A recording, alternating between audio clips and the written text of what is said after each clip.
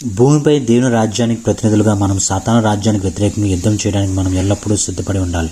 2 కొరింథీయులకు రాసిన పత్రిక 10వ అధ్యాయం 3వ వచనం ప్రకారము శరీర రూపంలో ఉన్న మనము శరీరాలతో యుద్ధం చేయడం లేదు. మనము రోజు యుద్ధం చేసేది అంధకార శక్తులతో. కాబట్టి మనము ఆత్మీయపరమైన ఆయుధాలు ధరించుకొని ఉండాలి. Christian life is not a play ground to play around without any spiritual weapons, but Christian life is a battle ground, యుద్ధ భూమి. ఆ బ్యాటిల్ గ్రౌండ్ ఎక్కడ అంటే ఆ battle field is our mind. మన మైండ్లోనే, మన మనసులోనే యుద్ధం జరుగుతూ ఉంటుంది. ఇప్పుడు యుద్ధం ఎక్కడ జరుగుతుందంటే మన మైండ్లోనే జరుగుతుంది. ఆలోచనలు, వాదనలు, ఊహలు, ఊహాగానాలు, తెలివితేటలు, ఇమాజినేషన్స్, స్పెక్యులేషన్స్, ముందస్తు భావన, నెగిటివ్ థింకింగ్, నెగిటివ్ ఒపీనియన్స్, పక్షపాత ధోరణి, ఇవన్నీ కూడా సాతాను మన మైండ్లో కోటలుగా కట్టేస్తాడు. ఆ కోటలను మనము వాటి నుంచి మనము విడుదల పొందుకోవడానికి ప్రయత్నం చేయాలి. ప్రజలను పక్షపాతము మరియు ముందస్తు భావనల ద్వారా నడిపిస్తూ ఉంటాడు.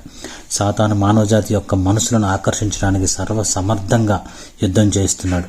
అతను మన మనసుల్లో శక్తివంతమైన కోటలు నిర్మించేశాడు. మనము దేవుని ప్రతినిధులుగా మనం ఏం చేయాలి?